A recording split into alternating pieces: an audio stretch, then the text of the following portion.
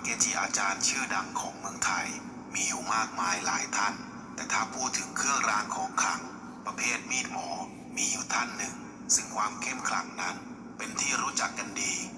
มีดหมอหลวงพ่อเดิมหลวงพ่อเดิมแห่งวัดหนองโพหรือพระครูนิวาสธรรมขันธ์หรือหลวงพ่อเดิมพุทธสโรท่านคือเทพเจ้าแห่งนครสวรรค์ท่านเป็นพระเกจิอาจารย์ที่มีชื่อเสียงโด่งดังมากใครๆก็รู้จักท่านในสมัยที่หลวงพ่อเดิมท่านยังมีชีวิตอยู่นั้นท่านได้สร้างวัตถุมงคลไว้ให้แก่ศิษยานุศิษย์หลายอย่างเช่นเหรียญรูปท่านพระรูปเหมือน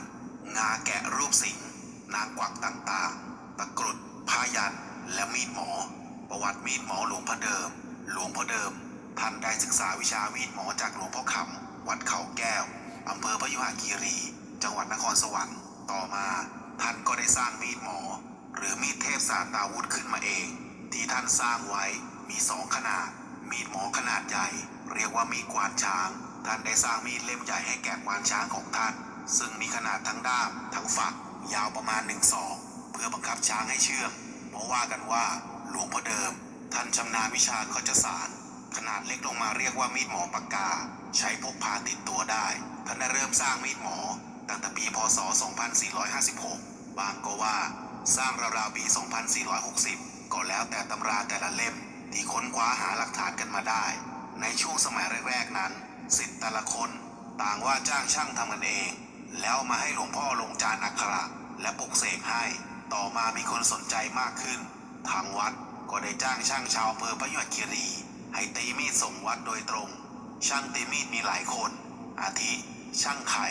ช่างชิมช่างสอนช่างแมนซึ่งแต่ละช่างจะมีเอกลักษณ์ของตัวมีดของตนเองต่างกันไปโดยจะเน้นแกะสลักใบมีดเป็นลายต่างๆเช่นลายเทพนมลายนาคเกี้ยวลายน่องสิงลายกระหนกผีเสื้อและลายเสมาใบโพ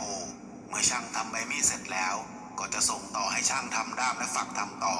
ส่วนที่เป็นตัวด้ามถ้าเป็นมีดเล่มใหญ่จะมีด้ามเป็นงาแล้วฝักเป็นไม้คูนส่วนเล่มเล็กก็จะมีด้ามเป็นงาและฝักเป็นงาจากนั้นก็จะส่งต่อไปให้ช่างทำเงินทำที่รัดปอกมีดและด้ามมีดหมอหลวงพ่อเดิมนั้น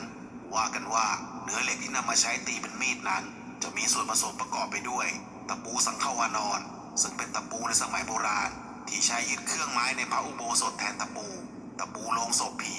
ที่สัปเหร่อเก็บไว้บาดแตกชำรุดและเหล็กน้ำผีนำมาเป็นส่วนผสมใช้ทำมีดหมอการปลุกเสกมีดหมอของหลวงพ่อเดิมเมื่อช่างตีด้ามมีดและปอกมีดเสร็จเรียบร้อยแล้วหลวงพ่อเดิมจะบรรจุแผ่นตะกรุดที่ได้ลงเลขจานอักขระยันต์ต่างๆอักขระเลขยันต์ที่เป็นเอกลักษณ์คือคาถามงคล 9หรือหัวใจอิติปิโสแต่หลวงพ่อเดิมท่านจะเรียกว่าคาถาประคันเพชรสำหรับลงมีดหมอโดยเฉพาะนั่นก็คืออสังวิสุโลปุสะภูพะรวมทั้งผงวิเศษหรือผงอิทิเจและเส้นผมของท่านปรงไว้ในวันขึ้น15 ค่ำเข้าไปในแกนกลางของด้ามมีดจากนั้นจึงให้ช่างตีเข้าด้ามให้แน่นและรวบรวมมีดหมอทั้งหมดที่ช่างสร้างเสร็จเรียบร้อยแล้วให้หลวงพ่อปลุกเสกพร้อมๆกันอีกครั้งหนึ่งในฐานะเครื่องรางของขลังก็ถือว่ามีดหมอเป็นวัตถุมงคลศักดิ์สิทธิ์ชั้นยอดพุทธคุณมีดหมอของหลวงพ่อเดิมนั้นดีในทุกๆเรื่องเช่นเป็นมหาอุดอยู่ยงคงกระพันชาตรีแคล้วคลาดป้องกันเขี้ยวงาป้องกันคุณไสยป้องกันพูดผีปีศาจร้ายได้เป็นอย่างดีเรียกว่าใช้ได้สารพัดสรรพคุณรวมทั้งสามารถเสริมสร้างบารมีเป็นมหามงคลแก่ผู้ที่มีไว้สักการะบูชาอีกด้วยและใครที่ชอบเดินทางไปต่างถิ่นต่างแดนหรือต้องนอนกลางดินในป่าให้นำปลายมีดของหลวงพ่อกล่าวขอขมาต่อพระแม่ธรณี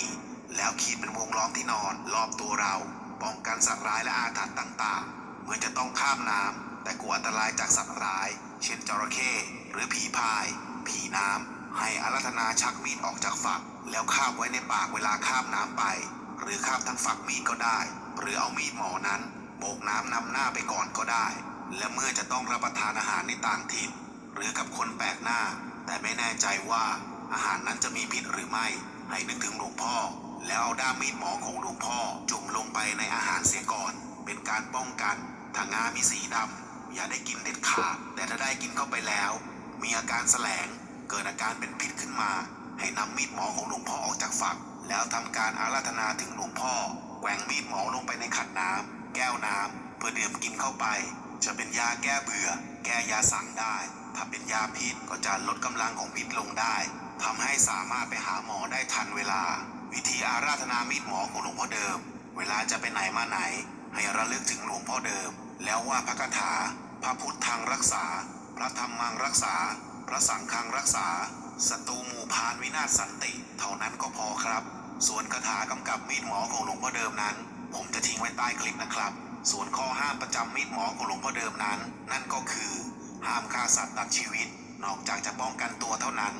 ห้ามนำมีดของท่านไปใช้ในทางที่ผิด เช่น รังแกคนอื่น ห้ามเป็นชู้กับเมียคนอื่น ถ้าไม่จำเป็น อย่าให้สตรีที่มีรอบเดือน ถูกมีดหมอของหลวงพ่อเดิมเป็นอันขาด ในระยะหลัง ลูกศิษย์ของหลวงพ่อเดิม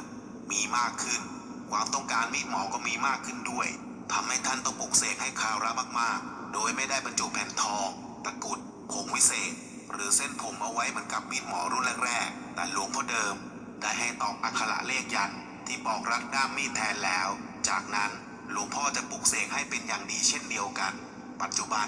มีดหมอหลวงพ่อเดิมแท้ๆนั้น มีราคาแพงและหายากมาก มีบางคนหัวใสนำมีดหมอแท้ๆของหลวงพ่อเล่มเดียว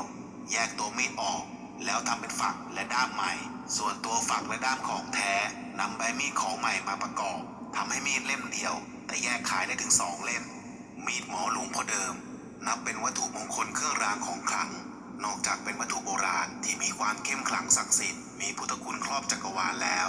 ยังถือว่าเป็นงานศิลปะชั้นสูง ที่เกิดมาจากภูมิปัญญาของชาวบ้านที่เป็นคนไทยแท้ๆมาแต่โบราณกาลคุณวิเศษในมีดหมอที่ผ่านการบรรจุวัตถุธาตุมงคลคาถาอาคมที่ลงไว้กับพลังปานอันบริสุทธิ์ของหลวงพ่อเดิมทำให้มีดหมอของท่านมีความเข้มขลังศักดิ์สิทธิ์ยิ่งนักนับเป็นวัตถุมงคลชนิดเครื่องรางของขลังตระกูลมีดหมออันดับหนึ่งของเมืองไทยที่โด่งดังมานานนับปี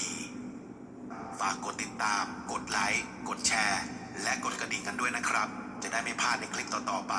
ขอบคุณทุกยอดไลค์ยอดติดตามนะครับมีเรื่องราวใดๆจะให้เราทำส่งมาได้ที่ลิงก์เพจด้านล่างได้เลยนะครับคลิปนี้ขอลาไปก่อนครับสวัสดีครับ